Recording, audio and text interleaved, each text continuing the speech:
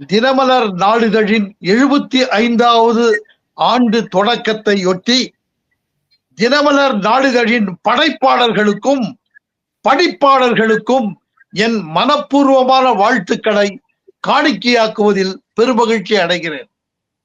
அடுத்தது இளங்கோவன் ஐயா அவர்களின் இளைய கோ அடியேன். ஆகவே அவர்களுடைய அனைத்து வார்த்தைகளையும் நான் வழிமொழிந்தவனாக அடுத்த கட்டத்திற்கு செல்லுகிறேன். நீங்க பேசும்போது செய்தியானா சேவையானா அப்படின்னு ஒட்டியும் வெட்டியும் பேசும் பட்டிமன்ற தலைப்பு மாதிரி சொல்லியிருக்கீங்க.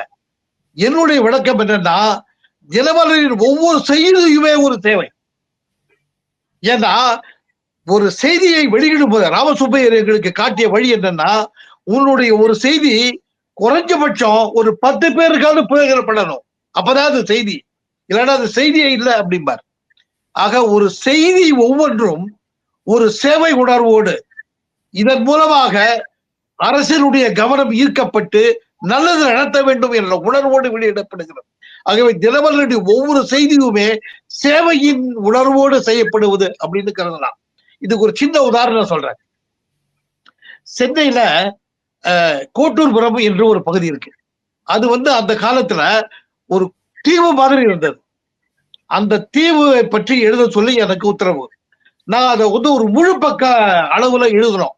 அப்ப என்ன தலை போட்டோம்னா, வெட்ட வழி பொட்டலடி, கட்டிடத்து கூட்டமடி, பட்டமரம் போல ஒரு கோட்டுப்புறம் பாருங்கடி அப்படின்னு நான் தலைப்பு கொடுத்தேன். முழு பக்கத்துக்கு நிறைய படங்களோட வந்தது.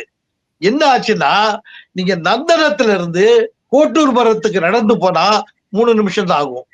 ஆனா இப்போ முதல்ல என்ன ஆச்சுன்னா, அரை மணி நேரம் பயணித்து போனால்தான் கோட்டூர்புரத்துக்கு போய் சேர முடியும். அப்படி இருந்தது. சோ தினமலரில் இந்த கட்டுரை விரிவாக வெளிவந்த பிறகு அரசின் கவனம் ஈர்க்கப்பட்டது. நந்தனத்துக்கும் கோட்டூர்புரத்துக்கும் இடையிலான பாலப்பணிகள் விரைந்து செய்யப்பட்டு திறக்கப்பட்டது. இப்ப என்ன நிலைமைன்னா, சென்னை மாநகரின் மைய பகுதியாக கோட்டூர்புரம் பரிணமித்து பிரம்மாண்டமாக காட்சியளிக்கிறது. இவ்வாறாக தினமலருடைய ஒவ்வொரு செய்தியும் ஏதேனும் ஒரு வகையில் அரசின் கவனத்தை ஈர்த்து மக்களுக்கு பயன்படக்கூடிய நல்ல திட்டங்களை கொண்டு வருவதற்குரிய வாய்ப்புகளை ஏற்படுத்தி கொடுத்தார்கள். நான் தினமலருடைய சாதனை பட்டியல்களை பத்தி சொல்லுங்கன்னு சொன்னீங்க. அதை நான் ஒவ்வொன்றா வரிசைப்படுத்திடுறேன். உதாரணமாக, 1, 1980களின் ஆரம்பத்தில் அதிகள் சாலையில் நடந்து சென்றால் கேலி செய்வது, கிண்டல் செய்வது, கல்லடிப்பது என்றவாறு அவர்கள் கீழ்த்தரமாக நடத்தப்பட்டு வந்தார்கள். ஆனா இப்ப என்ன நடந்தா, அவர்கள் திருநங்கைகள் என்றும் அறவாணிகள் என்றும் 3ஆம் பாலினத்தவர் என்றும் உச்ச நீதிமன்றத்தால் முத்திரை குத்தப்படும் அளவுக்கான வளர்ச்சியை எய்திருக்கிறார்கள். இதுக்கு முன்னால அப்ளிகேஷன்ல பாத்தீங்கன்னா ஆணா பெண்ணாம்பாங்க. இப்ப பாருங்க, ஆண் பெண் 3ஆம் பாலினம்னு இருக்கும். அந்த அளவுக்கான வளர்ச்சி அவங்களுக்கு எப்படி கிடைச்சதுன்னா, அதுக்கு காரணம் தினமலர். இந்த வரலாறு பேசப்படாத காரணத்தால் வெளியாவே வரல. 1985ஆம் ஆண்டு அந்துமணி அவர்கள் என்னிடம் இந்த பணியை ஒப்படைத்து அந்த கூவாகத்துக்கு போக சொன்னாங்க. கூவாகத்துக்கு போய் அங்கே நடந்த அலிகள் திருவிழாவில் 2 நாட்கள் அவர்களுடைய சுற்றி திறந்து, அவர்களைப் போலவே என்னையும் நான் அலியாக பாவித்து அவர்களிடம் பேசிய காரணத்தால் அவர்களிடம் எல்லா ரகசியங்களும் தேடி திரட்டி வாங்கி தினமலரை தொடராக வெளியிட்டோம். அன்றிலிருந்துதான் அலிகள் தங்களுக்குள் ஒரு அமைப்பு ரீதியாக இயங்க தொடங்கி தினமலருக்கு எங்களிடம் ஆலோசனைகளை பெற்று படிப்படியான வளர்ச்சி அடைந்து உச்ச நீதிமன்றத்தை எட்டுமளவுக்கான நிலைக்கு போய் கடைசியில் உச்ச நீதிமன்றம் 3ஆம் பாலினம் என்ற முத்திரையை குத்தியது. திருச்சி சிவா மாநிலங்களவையில் பேச போய் அதன் மூலமாக ஒரு பில்லை கொண்டு அவருடைய வாழ்வாதாரத்திற்கான வழிமுறைகளை உருவாக்கி கொடுத்திருக்கிறது. இந்த அனைத்துக்குமான மிகப்பெரிய வளர்ச்சிக்கு நசுக்கப்பட்ட, நலிந்த, ஒதுக்கப்பட்ட ஒரு சமுதாய மக்களை தலை தூக்குவதற்கான வாய்ப்பை உண்டாக்கி தந்தது தினமலர் நாளிதழ் தான் என்பதை வரலாறு பேசியே தர வேண்டும். இது 1. அடுத்த செய்தி, ஒரு காலகட்டத்துல தமிழ் எழுத்துக்களை சீர்திருத்த வேண்டும் என்ற உணர்வு மேலோங்கிய காலத்தில் யாருடைய கவனத்திலுமே அது போல. பெரியார் மட்டும் விடுதலையில கொடுத்துட்டு உட்கார்ந்துட்டார்.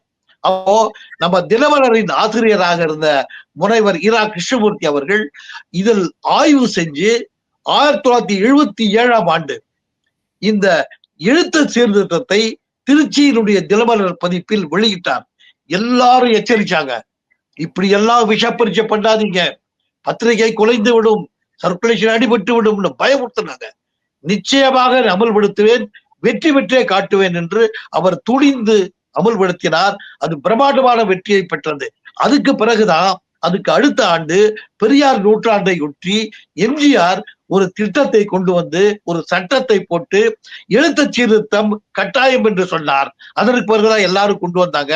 அப்ப கூட பத்திரிகைகள், வேற பத்திரிகைகள் கொண்டு வரல. என்ன ஆச்சுன்னா, இங்க தினமலரில் இருந்து எம்ஜிஆருக்கு ஒரு ஆலோசனை சொன்னோம். என்ன சொன்னோம்னா, பத்திரிகைகளையும் இந்த சீர்திருத்த எழுத்தை கொண்டு வரதுக்கு ஒரு வழி இருக்குன்னு சொன்னோம்.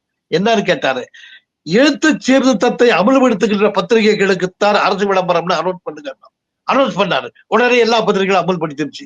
இப்போ சீர்திருத்த எழுத்துக்கள் எல்லாம் இப்பொழுது எல்லா பத்திரிகைகளிலும் இருக்கிறது, பள்ளிக்கூடங்களில் இருக்கிறது, பழக்க வழக்கங்களில் இருக்குது.